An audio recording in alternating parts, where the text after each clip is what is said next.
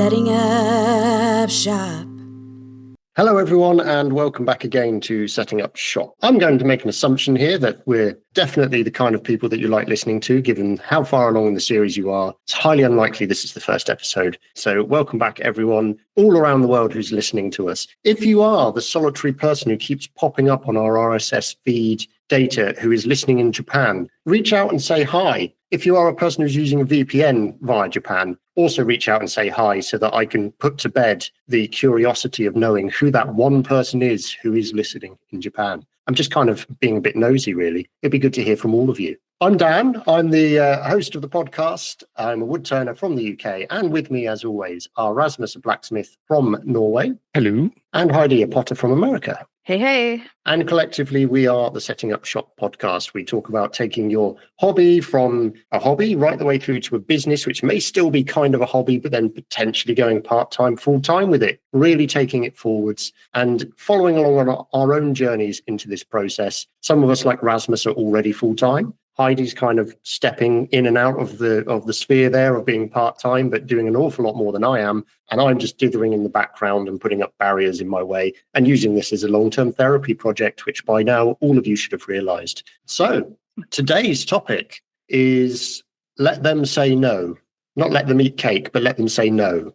And who are the them? Well, Rasmus kind of brought this up, and it's quite an interesting one along the lines of sometimes it will be that people will reach out to you. Maybe they say, hey, would you be interested in making this thing for me as a commission? Or, hey, would you be interested in attending this event? Or more often than not, hey, we've noticed you on the Instagrams and we can really boost all of your products if you just pay us money. You know, that tends to be the more annoying one that you get. But how you respond to most of these requests can be dictated an awful lot by emotional response, certainly at the beginning of your journey, because a lot of us are either keen to say yes to every piece of work we've got, or conscious and worried that, oh no, maybe I'm not good enough, maybe I can't do the thing, or maybe it's just a step further than that. We will see an opportunity in front of us. Maybe there's a grant available and we don't choose to apply for it because we tell ourselves, I won't get that.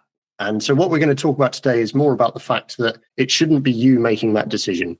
It's very much more about letting the other party make that decision, and whether or not that opportunity is there, you should go for it and all that kind of thing. So Raz is going to kick us off with his first example, which we were discussing slightly in the pre-show. And for those of you who want to hear even more of my ramblings, and certainly our collective ramblings, there is also the after show, which you can listen to if you subscribe to our Patreon account, Patreon, Setting Up Shop, SHOPPE. It's $3 a month for you to be able to hear the extra ramblings, and there are more things on there be worth you listening to. But we'll follow across now to Rasmus. So this basically started maybe already back when Dan was visiting here and helping me out at Oslo Design Fair. And there's a certain amount of, I guess you can call them scouts, that sort of go to some of these fairs and sort of look for vendors that they can try to get to their own markets. And I think it was at this market that some people came up to us at that point, and asked if I wanted to join like a garden fair, same venue, different time of year and all of that. And now they reached out to me and said like, hey, do you want to join? We can offer you these prices, blah, blah, blah, blah. And I looked at that and go like, well, these big commercial markets hasn't really been that good for me yet. And also thinking back on it, the garden market for me hasn't really been that good recently. That's twofold. One is me not focusing on it and marketing hard towards it, and also not making much stuff that goes specifically to only that niche. But it's still a market, and it could still be a good one for me to attend because I can still make the sales and all of it, and it's just outside Oslo. So I just told them, like, I'm interested in staying more in this market and attending this thing, but currently, over the last year, I haven't actually had any sales specifically for the garden market. So can you maybe work with me and get me some kind of deal? And I layered on there of going like, well, I think maybe there's a certain overlap between people who restore old houses, care for old buildings, and who like markets. And maybe I can talk a little bit or do some kind of presentation on like restoration work, how to care for ironwork or something like that. So I'm basically saying that I'm like, I can't pay the full price. I'm interested in attending, but maybe there's something of these things that I can contribute. outside of the fact that they are reaching out to me because I do the weird blacksmithing things that seldom other people do, and that's not many people see. So like I know that I have something to give just by being there, but that's a really weak selling point. So I'm trying to layer it on a bit. And she quickly got back to me and said, like, we might be able to work something out. Like, if nothing else, we can probably get some of your products in our inspiration corner. Now, I haven't gotten more communication from them about that yet, but if nothing else, that's free marketing. Yeah. Yeah. So would this be in the exhibition hall you were in before when I came over? Yes, I believe so. Okay. And is this more of a similar style of market where suppliers come along to buy stock for their... No? So this would be direct to customer kind of stuff. Okay, cool. Yes. Oh, this is the customer at least. Yeah, the end user rather than the business owner. Yes, but like the same kind of big venue, lots of booths. Yeah. And I imagine, and from what I read up from last year, everything from people selling seeds and fertilizers and potted plants to all kinds of everything else that goes into an outdoor space, whether that's barbecues or seating and furniture or pergolas or whatever. Cool. So that does sound like an interesting, different opportunity. And I think you're right in going back to them and saying, well, look, basically, I'm not going to pay for the full pitch, but maybe I can offer something else. Because if you were to offer to go on like a panel, if there's like a talk panel at some point, normally people would charge for that kind of thing, I would imagine. So if you're like going to go, well, hey, if you reduced my fee by X, then I'm willing to do this or whatever, then that could be quite a cool thing. Because you've got a range of product that would fit easily into that niche. A lot of it is like the welded up climber stuff, and you've got like the fire pit and the leaf hooks and all of that kind of stuff. And also the fact that they're reaching out now in like August, September. I have like a sketchbook, sketchbook just with garden stuff. And like, in theory, you have the time to start producing things specifically for this market. So when's the event? April. Okay. Just trying to think, that's spring, isn't it? Yes. Yeah. So we already have a bit of spring in Norway at that point. Not a lot, but a little bit. So I think that's really interesting. I think the fact that they've reached out with what could be interpreted as a marketing email of like, we've just emailed everyone at these addresses to say, would you be interested in coming along to this thing? Albeit it sounds like it's not that, it's a bit more targeted towards you. But you've counteracted by basically saying, yeah, but I can't afford to pay for the whole thing. And is there anything else that I can do to increase the attractiveness of me being there, kind of thing? And that is also me being a bit, or knowing that if I want to do this kind of markets, I kind of want a big space, because if I'm doing things for the garden market, I want to bring some of the bigger things that are bulkier and need space. But you're paying the pitch by square meters. Yeah. And so I could, in theory, just show up with my regular booth, even maybe condense it down a little bit, make it a bit more compact, get away with just paying for like the minimum of, I think it might be 9 square meters, 3x3. Yeah. But then I wouldn't be doing, quote unquote, anything special for this market, if that makes sense. Yeah. No, I think that makes sense. I think having been to that venue with you, I think, and having spoken a bit to some of the organizers with you, it would make more sense if you had a bigger, more statement space. And the fact that we even spoke to them at the time about, hey, how do you feel about him like lighting fire and forging something here and like doing that kind of stuff? I think if you're able to negotiate for more of a, hey, I'm an attraction rather than a shop, the fact that I sell things is kind of like the secondary thing. And I think that'd be worth it. I think it'd probably be worth, given the fact that you've got a pet welder as well, who you can give a load of work to for that kind of thing. And it might even be worth him attending and helping you. There's a whole other t-shirt range there as well, just to note. But yeah, I think that definitely sounds interesting. But steering away a bit from the topic we're talking about, my head's gone straight back to the designing booth and things like that. Once you know what your space is, I think after the last time, you know that you need lights, definitely. Yeah, and I would steer away from going smaller. I'd go bigger if you can, like if it's not going to cost you. Like you need to be bigger, you need to be bolder. It needs to like really be a thing. And I think if you go down that route, let me know the dates again, and I'm happy to come over again. And like, I'm not even worried about selling my stuff, but just helping you build the booth. And like, do you know what I mean? Like, let's make a forge. Yeah, let's I appreciate build a forge, even if it's fake. Let's build a forge, let's find someone who can make a dragon that breathes fire onto your pike, and all, let's really go stupidly overboard with it, because it draws people in, and then you're an attraction. But that's me going off on a massive tangent and thinking about how I would make your thing, which is not right, because it's your brand. He's basically setting you up to say no. Yeah. trying to. Yeah. Let's see how far we can take this before Rasmus says no. Yeah, absolutely. And how many Valkyries are going to be there to like sell your stuff for you at the garden event? I think because you could take it to the nth degree, couldn't you? You really did. But you and I had a lot of conversations about that when I was there, and about the Valkyries. No, about the stage and the setting and everything else. Yeah. We don't talk about other conversations. And I think the problem is finding the balance between the time and money and dressing something up to make it look really cool. And the reality being is how many people are actually going to attend, and you're trying to sell garden-based stuff or stuff for outdoor living or whatever you want to call it. So, that's everything from, like you said, barbecue sets, fire pits, leaf-related hooks and things that are vaguely outdoorsy. There's such a huge range of stuff that you can advertise and sell. But it's also making it portable, or yes, I can ship this to you. Yes, this can be delivered to you, and taking people's details. Yeah. But the fundamental part of it is you don't want to be paying for a 9 meter by 9 meter space. No. If you could get a 9 by 9 meter space for the cost of a 3 meter by 3 meter space, then that's a bit more interesting. Absolutely. But it's what they're going to want from you in return. But yeah, I do actually. I didn't think about it that much, about sort of trying to sell me as being an attraction.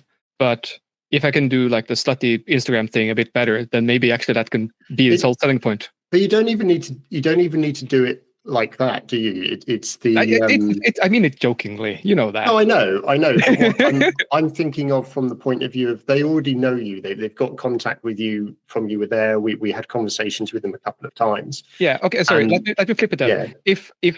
If I already happen to be someone that got like 30,000, 50,000, 100,000 followers across various platforms, and I'm posting about this thing, then suddenly I'm pulling people into this venue. Yes. That's sort of where I'm going, where like, if I can be that kind of attraction, that would be a whole lot easier to sell, either if they personally know and believe in me, or they just see the numbers and go like, oh shit, like he's good at this social media thing. Yeah. So the flip side to that being is you can either do that very broadly, which in the blacksmithing world means lots of smashing metal with fire and all the rest of it. But that appeals to a certain type of person. Or you could go really niche like Veronica's done with her chocolates and going into bookshops and go, actually, do you know what? I'm going to focus primarily on everything I'm making is for the garden. I'm going to do that for 6 months. And then everyone who sees my Insta and social media for 6 months leading up to the event is going to say, oh, look, he's the blacksmith who makes the garden related things. Yeah. And then that's 6 months of content that is leading up to this event. And you can just keep like dropping in, hey, look, if you want to buy these, blah, blah, blah, these are going to be at this event, or there's going to have some of these here or whatever. But that's a lot of work and a lot of dedication towards one event. It is. And that's my problem. I don't have that time. No. So my current conversation with this organizer is more like, how can I quote unquote cheat my way into doing as little work as possible, but getting a better deal both for them and for me at this venue, at this market, which is mean like, okay, I have a certain amount of garden stuff. I sort of in the books I can mass produce. I have what new stuff do I really want to bring that I think would be a good seller? And then it's like, how much time do I have to do all of these things and then make the booth look good? And time left over is like, cool, more prototyping, more adventurous stuff. But also factoring in forward orders. Yeah, and that's kind of the problem currently as well. Like I'm already so fully booked months in advance that I often have to tell people like when they come to me and go like, yeah, when do you need this by? Because that will affect a lot. Not the least if I am actually able to do it. Yeah, and I think that leads into a different example of letting them say no as well, which I'm sure Heidi's had an example of in the past, and we'll pass over to Heidi in just a second as well. So give you a few seconds thinking space rather than just jumping straight across to you, Heidi. But the whole thing of letting them say no, and just, when people reach out to you, whatever it is for, but don't be the person to say, no, I can't do it. Like, seriously think about it and go, well, why can't I do it? What's stopping me from doing it? Is it because it's not paying enough? Is it because there's not enough time? Or, what are the other reasons? And then in effect, go back to them with that and like actually respond rather than just responding with a negative, but give them options. So, I mean, I've had one recently where I've got a cabinet maker who wants me to make some prototypes for something. I currently don't have time until November. We're currently in September. I won't have time till November to even think about working on them. And so I've gone back to them and said, hey, look, I'm really interested and I appreciate it, but my time scale is this. Like, if you're still interested, great, I'm happy to proceed. If it doesn't work for you, then I'd love to work with you in the future, but I'm sorry, it's not going to be this time. And they came back to me within 2 days and said, no, that timeline's fine. That's not a problem. So you've not turned the work down and said, oh, they want it now, I'll just say no. You've been honest with them up front and said, this is my actual timescale. This is what's going on. And so you've not lost a potential customer or a potential event or anything, but you've managed the situation so that it fits what you are able to do and feel comfortable doing. I'm sure you've got many examples, Heidi. I'll sort of pass across to you now and see if there's a slightly different angle or something different that you're thinking of it from. Well, I think a lot of times it's about negotiation, like you guys were talking about, where like, oh, well, I need this to do this. So, let them say no to me. I'll set the parameters. And then if they can't, adjust for them, then, it's them saying no and it's not me saying no.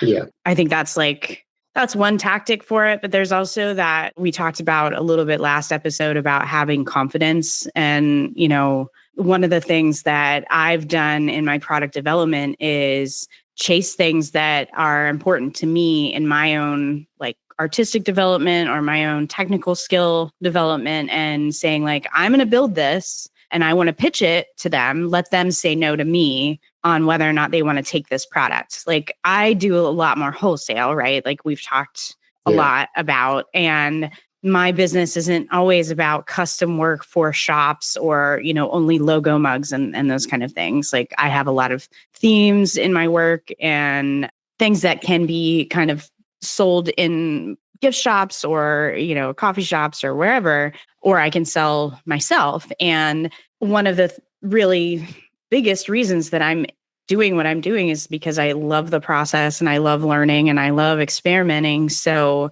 I try to have like something new every year that I get to pitch to people to say like, hey, I'm going down this rabbit hole, or I'm, experimenting with this. And actually this week I got a response on the Pittsburgh iconography trays and Pittsburgh map trays that I was making. Nice. Yeah. And it's been I invested heavily in a laser and, teaching myself how to laser the rolling pins and all of that stuff. And then it was like putting it into practice and learning how to make these pieces and getting them clean. I finally was able to send some prototypes over to one of the shops that I've worked with for years, and they came back. So they loved them. So they want them for the shop. They asked me to make some adjustments to the glazes. And Cool. I said, happy to see what I can do with the glazes, but, we may be stuck with what I prototyped because that's how I developed the product. So, it works. Yeah. Yeah. So there are challenges with glazes. There are challenges with combinations of glazes. And sometimes, from a layman, you're just like, oh, it's like paint. Well, you just put this on first and then you put that on first and you get this color, or you get this reaction or whatever. But some glazes tend to interact with each other where they'll bleed or they'll like look like crap, or, they'll repel each other. And you just have to, because I've been doing this now for 10 years, like practicing this craft, I have an understanding of like what my glazes are going to do and, which ones are problematic and which ones aren't. And so it's not necessarily that I can't do what they're asking for, but it's just going to take me more time. So that was my response. Like, yes, I can do it. I'll look into it. It's just going to take me some time to figure out how to make it happen. Yeah. And, I don't know if the cost is going to change because I don't know if the raw materials are going to require, more, but happy to put it into work. So on one hand, I was doing something for myself with, I really wanted to design these rolling pins and I really wanted to like research my city and come up with iconography for my city. And I wanted to try hand building and doing those kind of things. So it's not that I'm bored with the products that I was doing. It's just that I wanted to expand what my offering was. And I think if I were afraid or I waited for somebody to come and ask me to do that, I may never have done it because somebody may not have realized that I was capable of it because all they ever saw me do was make, things on the pottery wheel. Yeah. So I think when you're looking at it from a product development standpoint, you also can't be afraid of the no. Yeah. But you can't be so afraid of the no that you don't give an opportunity for people to review and maybe give feedback. Or, ultimately, if they do say no, then you just go on to the next person. And, if you consistently get a lot of no's, then, okay, maybe your design or maybe your tactic or something about it is a no. And you need to reflect on that. But 9 times out of 10, people are going to negotiate. Like, I like this, but can you do this? I can do this for you to be able to fit into this space, but can you make it smaller? Can you come up with your own signage? Can you do your own photography because I don't know how to shoot this product? Yeah. All of those things are just unfortunately the price of doing business because once you're outside of your studio and you're interacting with other people, your wants are no longer number one. Yeah. And that's oftentimes really difficult to digest because you've spent hours and hours and hours in your studio. But once you're out in the world and you're, approaching companies or you're approaching facilities to say like, oh, can I have my forge here? Can I have my wheel here? Are you okay with me getting the floor a little muddy? I'll clean it up. I promise. Just... Is noise a problem in this area? Is it like, is it okay if I run a thicknesser and a dust extractor past 9 p.m.? Is that cool? Like that? Do you have a loading dock? Yeah, no, it's an interesting thing, isn't it? Because almost on the flip side of it, I make a cake stand that I do a very specific color for the base of the stand, and that is the only color variation available. And I've had 2 people who are buying them say, "Are there any other color choices?" And I've said, "No." And that's the end of the conversation, and they've still bought the piece. So there's the flip side to it, which is just because you're in one situation doesn't mean like you shouldn't always feel the need to accommodate the other person. Like I'm not saying be mean about it or whatever, but it's just like, no, this piece has been made in a very specific way with a very specific color scheme in mind because of this process, and you can explain it to them. Half the time they don't care, which is why I've just got to the point of saying no. I'd say no, unfortunately, it's part of my brand coloring, so that is the color it is. That's one of the things that sets it apart from me. Otherwise, you start getting them go, oh, could you do it in fuchsia pink? It's like, you're going to buy the tin of fuchsia pink paint that I'm going to have to invest in from the brand that I know that works. It's going to be 36 quid for a tin of paint, or you could just buy the thing that's in front of you that I've already made. And you can see it from both sides. When we are creative people, and like you said, Heidi, you spend all this time and effort on making this thing. But we need to accept the fact that once you step out into the world and you go, hey, would you be interested in buying like 10 of these? And if they turn around and say, like they have to you, love the product, but could it be a different color? Because as you've said, they assume that's a really easy, simple thing to do is just change the color. Get people all the time go, oh, that's really nice. Could you do it in a different wood? Like, okay, which one? Oh, I don't know, something darker. And you're like, right, okay, I need to pull out like the color chart of, the 50 shades of beige or brown that you might have available to you. Which one of these were you particularly thinking of? Well, I don't know. Can you make me prototypes in 3 of them at the different colors so that I know which one I like? Are you going to pay me for 3 different prototypes that I'm going to make that I won't be able to sell them to anyone else? Yeah.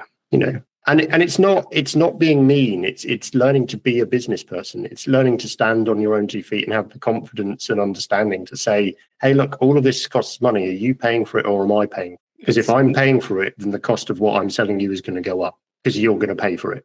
At the end of the day, someone's got to pay for the time and the effort and the materials. It's knowing your worth. Like, knowing that the time you don't spend making money is wasted, and depending on how tight your margins are and or how kind you feel, like you should still get paid for that. That should be covered someplace. Absolutely. I mean, we had a craft fair at my day job this Saturday just gone, And it was one of the few times I wasn't technically working. And so, of course, I went in to just go and look around myself because, can't stay away.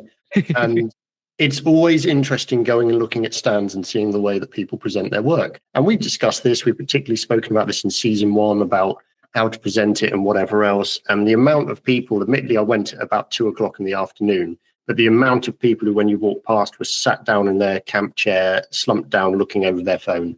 And it was just like, are you here to sell or are you just here to be present? Because you're doing neither. But also there were a couple of guys there, and one of them, I spoke to them a couple of days later, and I said, how were sales for you? So, oh, well, got a couple of commissions and sold a few things here or there, and there was some good interest. So I think it went okay. And I'm really glad that they thought it went okay, because I looked at their stand and I was like, everything's too big. There's no organization. Things are piled on top of each other. There's no range of prices. There's no range of things like, where's your branding? Where's your posters? Where's your cards? Where's the telling people who you are? Where's the, all that kind of stuff. And it's not that they didn't want to do any of that. It's that they are early on in their journey. And so they don't necessarily realize how much all of that can help. And again, that doesn't, we're not saying that what we've talked about in season 1 is the only formula to success, because clearly, there are many routes. But from what the 3 of us have learned, there are certain things that will really help you get sales compared to looking like everyone else and having, if all you make is one type of candle and it's one size and that's it, but it comes in 4 colors and that's all you do. Great, fantastic. But you've got to really champion that and explain why people should buy that candle. Whereas if you see the candle stalls that are out there, there's like 150 different scents. The candles might all be the same size, but there's 150 different scents. Or there'll be 10 different scents, but there'll be 6 different types of candle. There'll be the little melts that heat on the thing. There'll be the almost like church type candles. There'll be the little ones that go on a coffee table. There'll be the bathroom candles, all that kind of stuff. And too much variety is bad. Not enough variety is also bad. And finding that balance is really tricky. It's always fascinating for those of you who haven't. You should all be hopefully following Raz on Instagram. But when you see the way his market's laid out, because it's different every time, because it rotates depending on his stock, it rotates depending on the market. Sometimes he'll have tools for sale. Other times he'll just predominantly have blacksmith, his finished products for sale. But he caters it towards what people are looking for. So the next thing you've got to ask yourself is then, have you ever stopped yourself from applying for a big market because your assumption is they will say no, or I won't get in? All right. Particularly if they say, oh, there's a non-refundable application fee and all of this kind of, here's the criteria. You have to send images of your work and then we will peruse your social media and everything else. Don't be defeated by that. Don't be the one who says no yourself. Oh, they won't let me in, because only guaranteed way they won't let you in is if you don't apply. Yeah. You have to have sent that application in and do it to the best of your ability and make sure you fulfill all the criteria. And even if you don't highlight the fact you don't fulfill all the criteria, just send the application anyway and just do the best with what you've got. And you might be pleasantly surprised what comes out as a result of that. Yeah, I like that point, Dan, because if you're new and you haven't applied to markets, a lot of the bigger conventions, bigger markets have usually a new makers spotlight or an area for folks that don't have a full booth yet, maybe just a newbie aisle or something like that. And if you can talk to whomever is the organizer and see if that's something that you can apply for. I know for our big artist market, this is an upcoming artist spotlight. And instead of it being the full week, it's just 2 days of it and maybe the smaller space, but you get highlighted as someone to watch, which is really fun, especially for bigger communities that kind of have a lot of people shopping local, and Pittsburgh is a big space for that. I've seen people be highlighted in those small little booth opportunities, and then the next year they have exploded in growth because they weren't put off by being labeled as new or someone to watch, or you can take that a different way. You can take that and make it painful, or you can say yeah, I've got a lot to learn. this is my first market, whatever. But if you are feeling nervous and it is your first time applying to a big market, look for those avenues that might be there for you to kind of get your feet wet and get your foot in the door, so to speak. Yeah. Because they may say no to you for the full-blown thing, but that doesn't mean that there aren't any other opportunities. Also, the other thing is volunteer to help with these markets. Maybe you're not ready to be full-fledged as a participant in the market, but if you volunteer to help, then you'll get to know the ecosystem a bit. And you get to kind of see what other people are doing behind the scenes, how load-in is, how pack-out is, like how these people get food and get water and, when they could take bathroom breaks and, what the culture is around it. Because it can be pretty intimidating if you do get a yes. And you're like, oh my God, I've never even been to a market before. I don't know what the first thing is about, they have this laundry list of things that I need to bring, but I don't know why. Yeah, the first rule of Market Club is you don't talk about Market Club. Right. It's hard.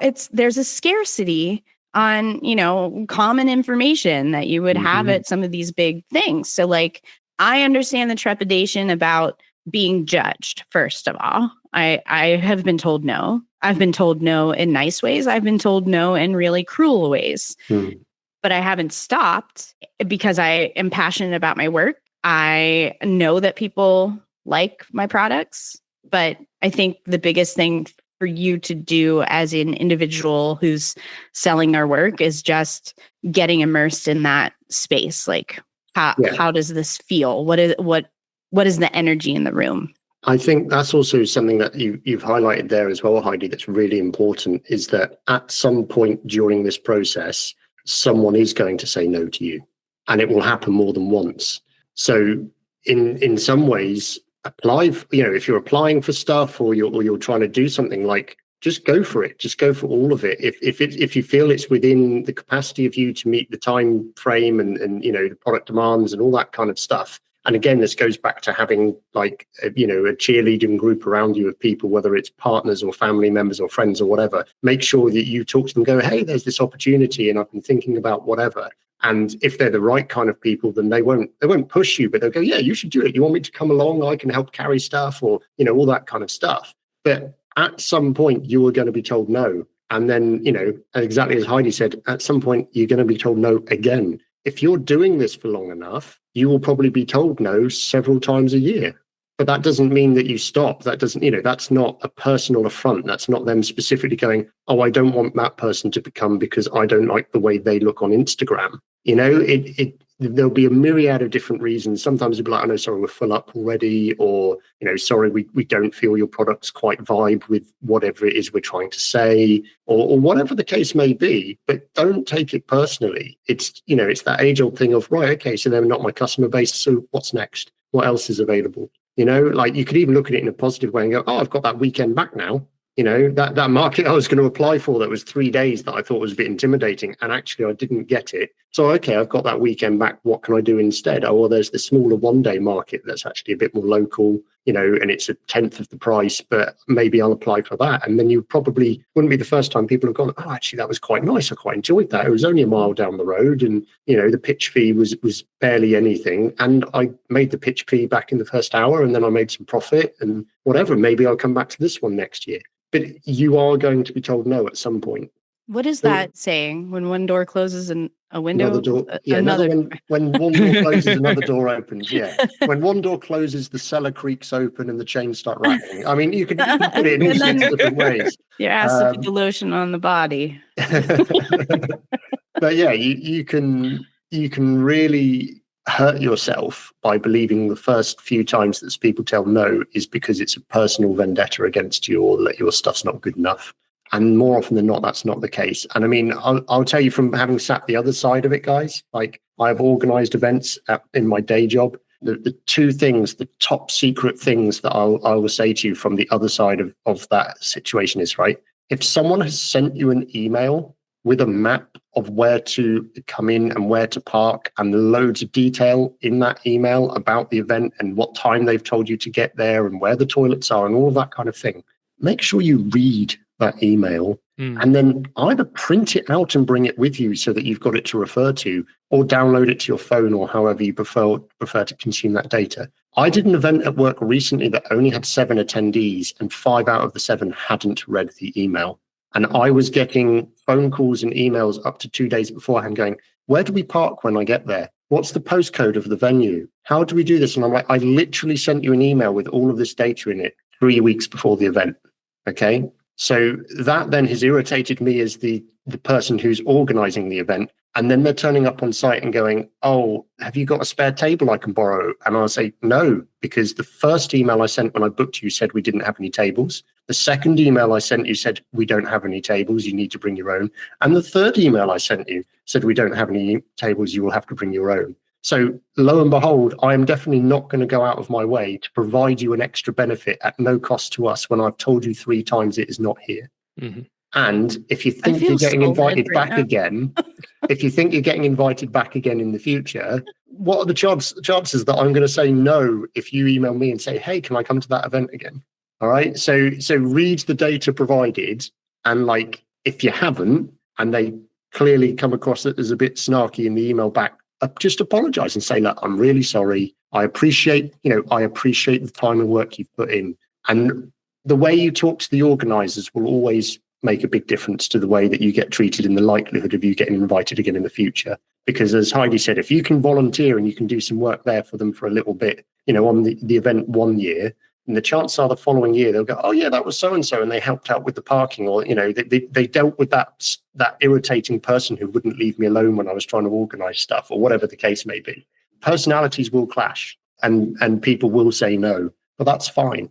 You've got to learn to shrug it off. And if you don't feel you're the kind of person that can, that's where you get your cheerleading group, and you will have a friend who is more than happy to be the brash one who goes up to the organizer and go, hey, so the space we've been put in is the wrong space. Like we were told on the data that we read that we were going here, but actually we're going here. Just a thought process. The space you've given me is right next door to a bin that's clearly not been cleaned for a while, and I sell a food product. Would you mind if I swapped spaces with someone 2 doors down? I've already spoken to them. They're happy if we swap over. We haven't set up yet. Would that be okay? Like little things like that. If you can problem solve for yourself, and then you go to the organizer and say, hey, look, I've kind of already fixed this. I just want to let you know, is that going to be all right from you? They'll probably say yes. Gone off on a spirally tangent mini rant there. I apologize. Let them say no. But yeah, it's true, isn't it? It is true. Just let them say no, and let them be the ones to decide whether or not that they want you to apply. Don't you be the one to say, "Oh, I'm not applying," because they'll say no. Let them do it, and then if they do it, don't be upset. I would maybe take this outside of the whole markets thing as well, though. Yeah, go like, well, we're not talking about dating, Raz. This is we've got to keep it within the different thing then. Okay. Like podcasts, for example.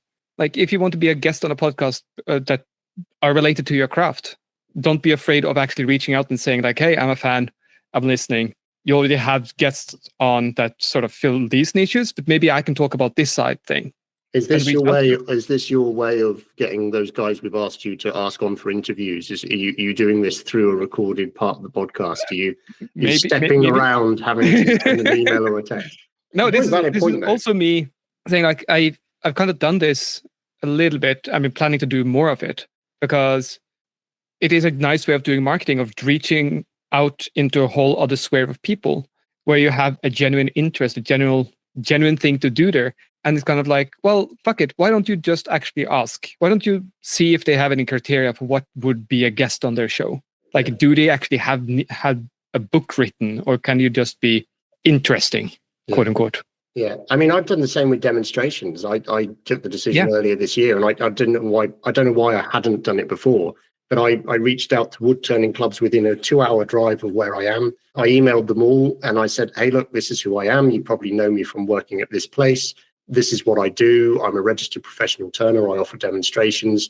I know you guys are a club. If you're willing and interested to have me come along, then please reach out." And I've gained an extra 4 demonstration spots next year, with another 2, maybe 3 pending, of people who are waiting on committees and all this kind of stuff. So it's well worth doing, because those people maybe knew about me but didn't know I demonstrated, hadn't considered me as an option because I'm not flying the flag enough. I'm not selling myself enough with the marketing.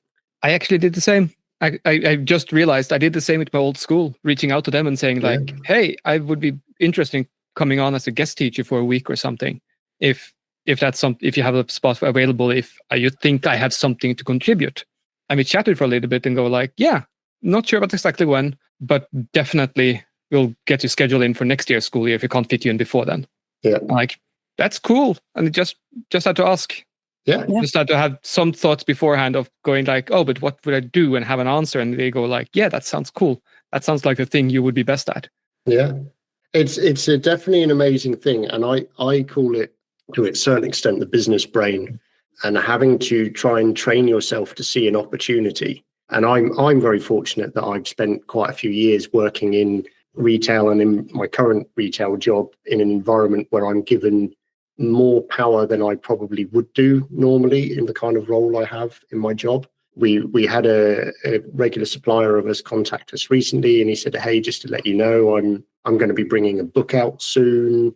This is the topic. I just wondered if you'd be willing to stock it. And I said, yeah, sure. We'd be willing to stock it just out of interest. Would you be interested in coming to us and launching the book at our site? Ooh. And he sort of paused and he went, I hadn't even considered launching the book at all because he's self-publishing. Mm-hmm. He's not got that marketing group behind him going, hey, well, let's do this, let's do that, and let's do a tour and whatever else. Don't get me wrong, he's very good at marketing, but he's been so focused on the book that it kind of almost forgotten about that element. Well, yeah, if you don't have that team behind you. Exactly. Thinking about those things. Yeah. So I literally, it could have been, the conversation could have been, will you be interested in stocking our book? And I would have gone back and said, yes, I'll be interested in stocking your book. When you've got a cover and a title and whatever, let me know. We'll get it on the website and we'll launch it. Instead of which it's the thought process, the business brain kicks in and go, well, hey, if you're going to launch this book, how about we do a day, we do a signing, then you can do a demonstration, we'll do the whole thing. We can do, you can pre-order copies now and then come and collect them at the launch and get them signed by the author and do the hype and all of that kind of thing. Now, all of a sudden it's an event.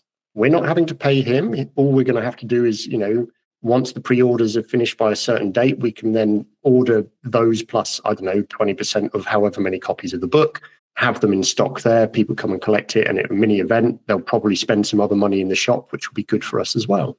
But it's developing that part of your brain that will see an opportunity and ask a question, not say, hey, let me do this, but ask the question that opens the door to that opportunity. Exactly as you said, Heidi. There was a guy that I bumped into and I was chatting to at this craft fair, and he said, oh, hey, you're Dan from, I said, yeah. And he said, oh, I'm from the school. This guy used to come in as a technician. He used to come and get some tool sharpening and stuff for us. I was like, oh, okay, yeah, no, that's fine. He said, yeah, he's left now.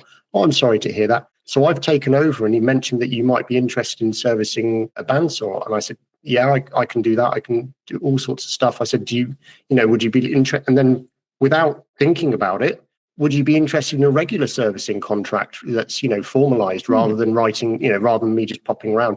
Oh, yeah, that makes much more sense. Yeah, we can hammer out the details on that.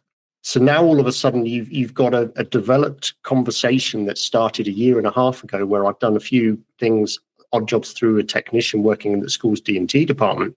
And now I'm speaking to the head of the D&T department, to now I'm solving a problem for him.